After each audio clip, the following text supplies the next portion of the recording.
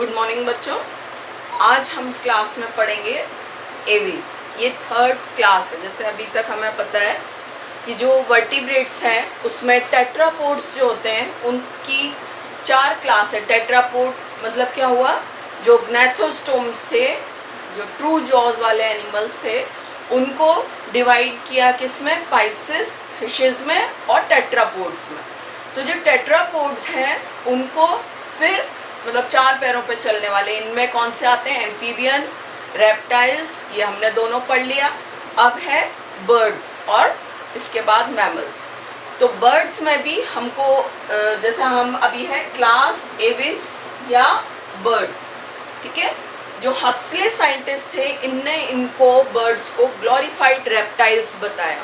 Glorified reptiles क्यों, क्योंकि इन्हीं बर्ड्स की उत्पत्ति जो थी या ओरिजिन था वो किससे हुआ, रेप्टाइल्स से। तो इसलिए उनको कहा ये ग्लोरीफाइड रेप्टाइल्स हैं। जैसे हमने वर्टिब्रेट्स में देखा बहुत ज़्यादा वेरिफिकेशन होता है, मतलब विभिन्नताएं बहुत होती हैं, जीवों में बहुत ज़्यादा वेरिएबिलिटी होती है। बट बर्ड्स में ये वेरिएशन बहुत कम पाया जाता है। मतलब जनरली उसकी कुछ ही स्पीशीज़ रहती हैं। जैसे इसकी लगभग 9000 पूरे वर्ल्ड में 9000 के करीब स्पीशीज़ हैं, मतलब 2014 तक जब देखी थी। और इंडिया में जो पाई जाती है वो लगभग 1000 के करीब स्पीशीज़ हैं, ठीक है। तो इसलिए हम इस कह सकते हैं कि इनका जो विभिन्नताएं हैं इनमें बहुत कम पाई जाती हैं, ठीक है। इनको क्या होता है कि अगर आप देखोगे कि ये जो बर्ड्स हैं, बर्ड्स का सबसे स्पेशल कैरेक्टर जो जब हम कहते हैं कि इनकी उत्पत्ति हुई, ये क्योंकि आप किसी भी क्लास के बारे में बताओगे तो आपको क्या है, उनकी ओरिजिन और ये सब बताना पड़ता है। तो इनकी उत्पत्ति मीजोजोइक एरा में हुई, ठीक है। मीजोजोइक एरा में इनकी उत्पत्ति मानी जाती है, ठीक है। और ये आर्क्योसोरियन बाइपीडल जो रेप्टाइल्स थे उनसे इनकी उत्पत्ति। आर्क्योसोरियन मतलब जैसे नाम सुना होगा आर्क्योप्टेरिक्स। आर्क्योप्टेरिक्स क्या है, संयोजक कड़ी या कनेक्टिंग लिंक है रेप्टाइल्स और बर्ड्स के बीच में। तो रेप्टाइल और बर्ड के बीच में कनेक्टिंग लिंक मतलब क्या हुआ कि बर्ड्स की उत्पत्ति से पहले जो एक ऐसी लिंक या संयोजक कड़ी आई जिसमें रेप्टाइल के जैसे भी कैरेक्टर थे और आगे बर्ड्स के जैसे भी कैरेक्टर थे। तो जब दोनों के कंबाइंड कैरेक्टर, तो वो एक तो आर्क्योप्टेरिजियन बाइपीडल मतलब 2 पैरों पे, जनरली रेप्टाइल्स क्या होते हैं 4 पैर पे चलते हैं। जो ये आर्क्योप्टेरिक्स था ये 2 पैरों पे चलने वाला था और आगे के जो 2 पैर थे, 4 लिम्ब थे, वो विंग्स में मॉडिफाइड हो गए थे, रूपांतरित हो गए थे। इसलिए ये आर्क्योप्टेरिजियन बाइपीडल जो रेप्टाइल्स थे उससे उनकी उत्पत्ति मानी जाती है। इनमें अब ये उड़ने के लिए, क्योंकि रेप्टाइल्स अभी तक उड़ते नहीं थे, पर अब ये जो बर्ड्स हैं ये उड़ने वाली हैं, तो उड़ने के लिए कुछ एडेप्टेशन या अनुकूलन इनमें पाए गए। एडेप्टेशन कैसे, पहला जो चीज़ होनी चाहिए, बॉडी लाइट होनी चाहिए, ठीक है। तो इनका जो बोन्स थी वो बोन्स कैसी थी, लाइट थी। लाइट कैसे हो सकती हैं, ये पोरस थी, न्यूमेटिक बोन्स कहते हैं इसे, मतलब पोरस छिद्रित थी, तो बोन्स लाइट हो गई, ठीक है। दूसरा, इनमें जो है राइट ओवरी ही फंक्शनल होती है, लेफ्ट ओवरी फंक्शनल नहीं रहेगी। यूरिनरी ब्लैडर इनका नहीं रहता। तो क्या हुआ, ये सब जो चीज़ें हैं वो क्या करती हैं, इनके बॉडी वेट को कम कर देती हैं। इनके फैदर्स होते हैं जो इनकी बॉडी को लाइट रखते हैं और उड़ने में हेल्प करते हैं, ठीक है। जो 4 लिम्स होते हैं वो मॉडिफाइड हो जाते हैं विंग्स में। तो इस तरह से बहुत सारे मॉडिफिकेशंस होते हैं जो इनको उड़ने के लिए एडेप्टेड, अनुकूलित करते हैं, ठीक है। तो ये जो इनकी कंडीशन रहेगी, जैसा उड़ना है तो फैदर्स की ज़रूरत होगी। इनकी स्किन जो होती है वो बिल्कुल ड्राई होती है, मतलब कोई ग्लैंड नहीं होती। पर कई बार देखा होगा कि जो बर्ड्स होती हैं वो अपनी गर्दन पीछे करके टेल के नीचे कुछ इस टाइप से पीछे मुड़ के करती रहती हैं। तो वहाँ पर एक जो फैदर्स होते हैं पूंछ के, उसके नीचे एक ग्लैंड होती है, यूरोपाइजियल ग्लैंड या प्रीन ग्लैंड या ऑयल ग्लैंड कहते हैं। तो वो उसको लुब्रिकेशन के लिए वो उसको यूज़ करती हैं। बाकी इनकी स्किन पर कोई ग्लैंड नहीं होती, बहुत रफ होती है, सूखी हुई होती है और ढीली होती है। ठीक है, कभी चिक वगैरह की देखी होगी तो बहुत लूज स्किन रहती है, टाइट स्किन नहीं रहती। ठीक है, अब जैसा ये हम इनका स्पेशल कैरेक्टर है विंग्स, अब विंग्स भी डिपेंड करता है, जैसा इनका काम वैसे इनके विंग्स होते हैं। जैसे हम देखते हैं बहुत लंबी दूरी तक उड़ने वाली जो बर्ड्स होंगी तो उनमें, या बहुत तेज उड़ने वाली जो बर्ड्स रहती हैं, ऊंचाई पर उड़ती हैं, उनके पंख जो होते हैं वो लंबे और नुकीले होते हैं। ठीक है, जैसे कम हाइट पर जो उड़ने वाली होती हैं उनके छोटे और थोड़े गोल रहते हैं। ठीक है, जो पानी में रहती हैं बर्ड्स डक जैसे है, तो पानी में रहेगी तो वो कैसे रहेंगे, उनके विंग्स जो होते हैं वो जनरली थोड़ा सा उड़ने के लिए नहीं रहते, वो जस्ट क्या होंगे, पैडल जैसे छप छप उस टाइप से वर्क करने के लिए। तो जब हम, और जो जैसे कुछ न उड़ने वाले जो पक्षी उड़ नहीं सकते पर बर्ड्स हैं, तो उनमें क्या वो वेस्टिजियल रहते हैं, अवशेषी। तो विंग्स में इनमें मॉडिफिकेशन होता है। ठीक है, इनकी जो बॉडी होती है हम देखते हैं स्ट्रीमलाइंड होती है, मतलब इस तरह की। तो क्या होगा, वो तेजी से हवा को काटते हुए उड़ सकते हैं। इनकी बॉडी में हमने देखा है सिर, हेड होता है, गर्दन, नेक, ट्रंक और टेल, धड़ और पूंछ होती है। ठीक है, इनकी गर्दन देखी होगी, ये थोड़ी सी लंबी और इजीली सब तरफ मूवेबल होती है। इनकी आँख में एक स्पेशल कैरेक्टर होता है, स्पेशल ऑर्गन होता है पैक्टिन। ठीक है, जस्ट आँख के पीछे कंगे जैसा स्ट्रक्चर होता है, उसको पैक्टिन कहते हैं। सिर जो होगा इनका थोड़ा सा डोम लाइक गोलाई लिए हुए रहता है। ठीक है, बॉडी, अब इनका क्या होगा, जैसे मेन जो इनका फंक्शन है, 4 लिम्स, उनके ऊपर बहुत ज़्यादा बोझ रहता है क्योंकि इनको उड़ना होता है। तो ये जो इनकी, हम क्या कहते हैं, ये जो बोन्स हैं ये होती हैं पेक्टोरल गर्डल। तो यहाँ पर जो मसल्स होंगी वो पेक्टोरेलिस मसल्स होंगी। ये अभी हम जब बर्ड्स में फ्लाइट मैकेनिज्म पढ़ेंगे तो फ्लाइट मैकेनिज्म में हम ये सारी उस समय मसल्स के बारे में बताऊंगी। तो जो पेक्टोरल शोल्डर में जो मसल्स हो गई वो पेक्टोरेलिस मसल्स, तो ये मसल्स इनकी बहुत स्ट्रॉन्ग होती हैं। और क्योंकि इसमें क्या होता है, इनको विंग्स को मूवमेंट के लिए ये चाहिए, प्लस इसमें बहुत ज़्यादा क्या होता है, ब्लड सर्कुलेशन चाहिए होता है। क्योंकि ये देखा होगा जो इनकी आगे का जो स्ट्रक्चर बहुत रेड होता है, तो ये जो रेड कलर का मतलब इसमें ब्लड सप्लाई बहुत होती है। तो ये ओवीपेरस होती हैं बर्ड्स, अंडे देने वाली जनरली।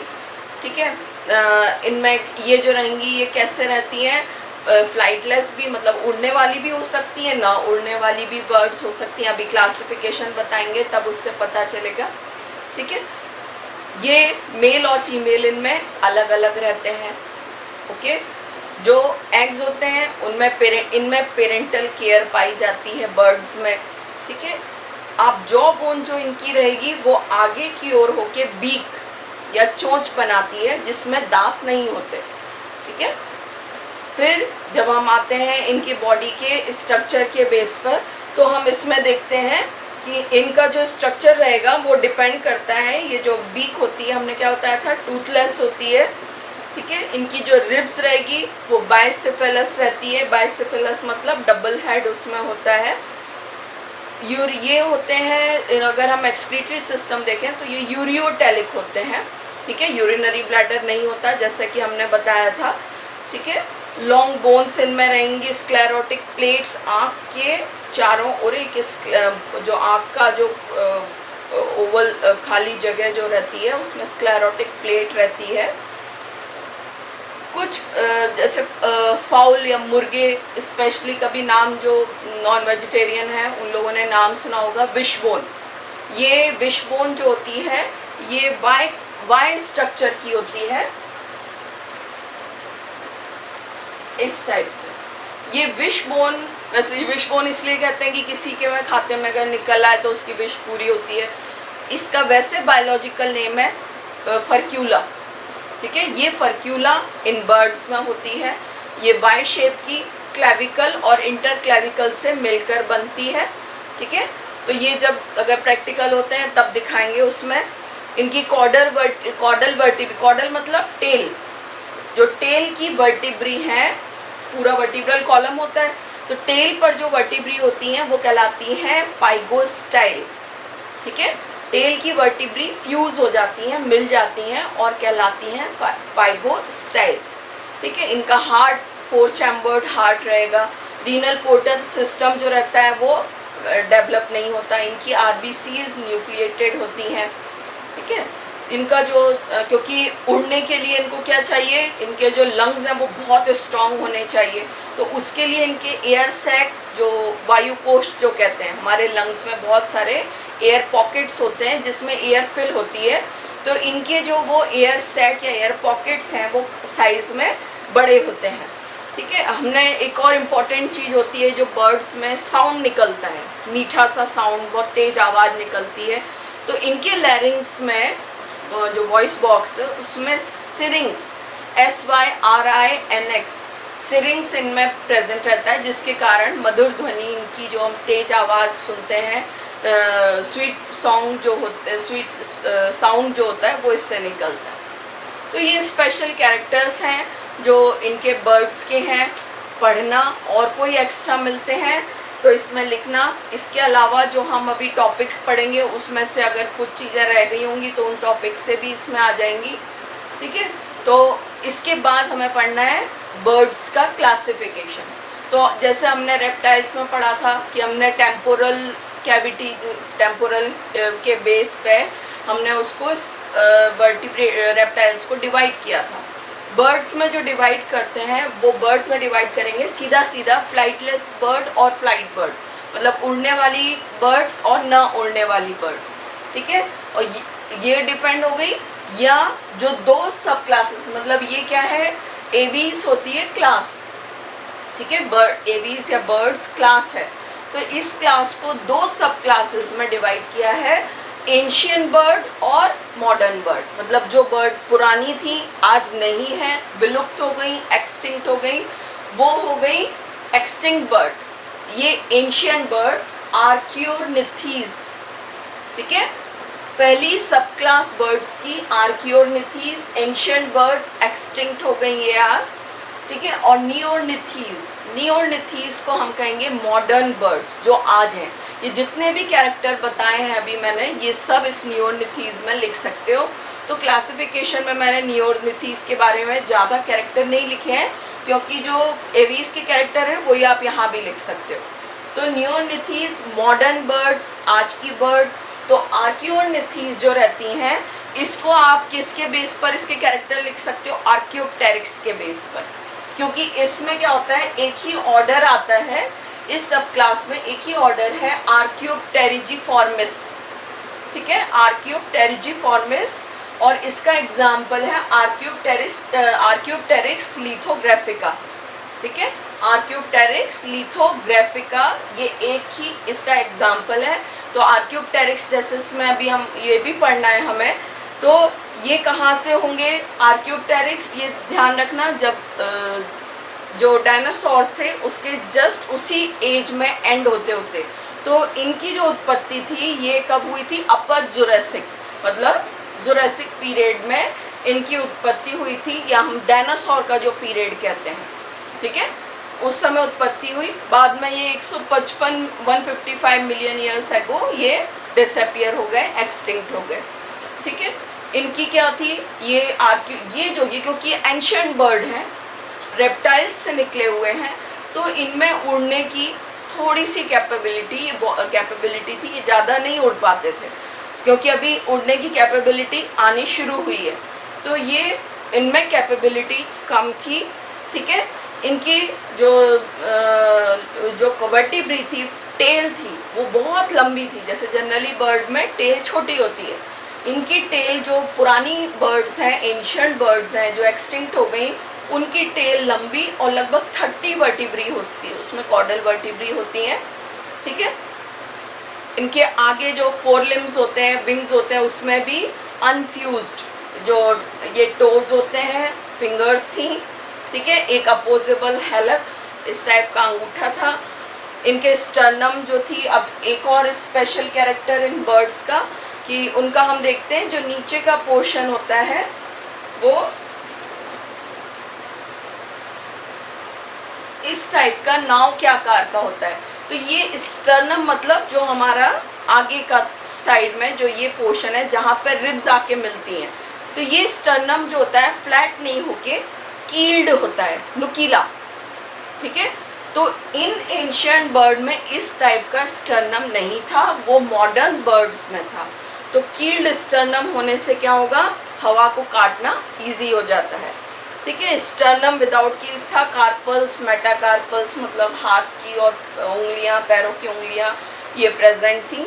ठीक है, तो इस तरह से एब्डोमिनल रिब्स वो भी थी, इसमें एक ही ऑर्डर है और एग्जाम्पल ही हो गया। ठीक है, तो ये हो गया आर्कियोनिथीज एक और इसका एक सब क्लास। दूसरा है नियोर्निथीज, मॉडर्न बर्ड्स, जैसे अभी सब कैरेक्टर बताए वही सब इसके कैरेक्टर्स हैं। ठीक है, और इसी को हम क्या कह सकते हैं, modern as well as extinct post Jurassic, मतलब जिस समय Jurassic bird ancient bird extinct हुई उसके जस्ट बाद में इनकी उत्पत्ति हुई, तो इसलिए इनको कहेंगे पोस्ट जुरासिक बर्ड्स, मतलब जुरासिक के बाद में आने वाली बर्ड्स। ठीक है, और इनके जो विंग्स थे, अभी तक विंग्स कैसे थे, थोड़े से कम उड़ने के लिए थे, यहाँ पर विंग्स जो रहेंगे वो बहुत वेल डेवलप थे और एडेप्टेड फॉर, और वो जो विंग्स थे वो उड़ने के लिए अनुकूलित थे, एडेप्टेड थे।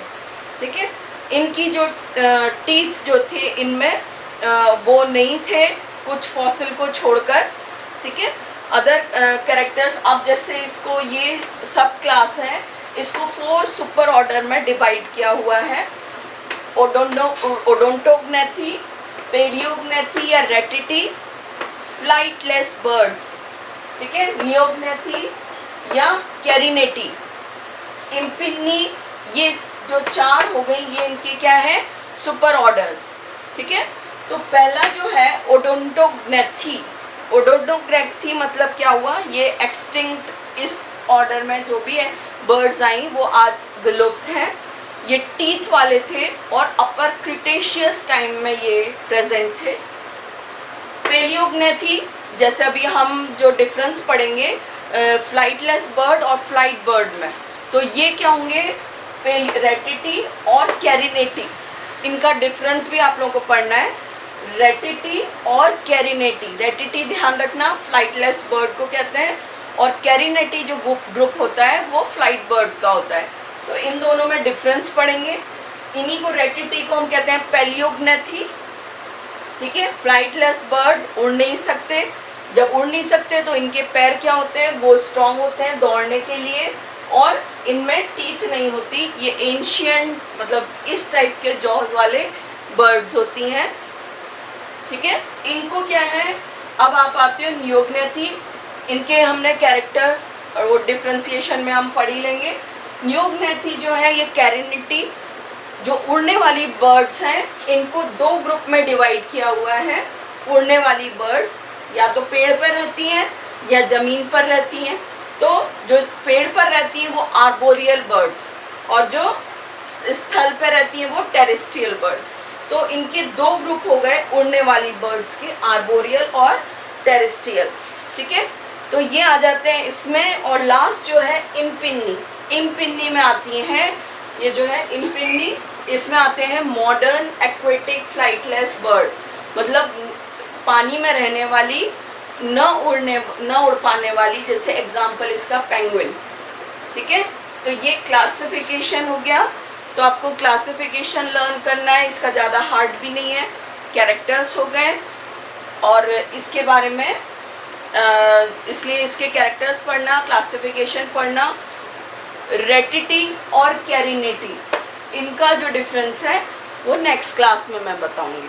तो रेटिटी कैरिनेटी हो गया, और इसमें आर्कियोप्टेरिक्स, इनके बारे में हम पढ़ेंगे। ठीक है, ओके, थैंक यू।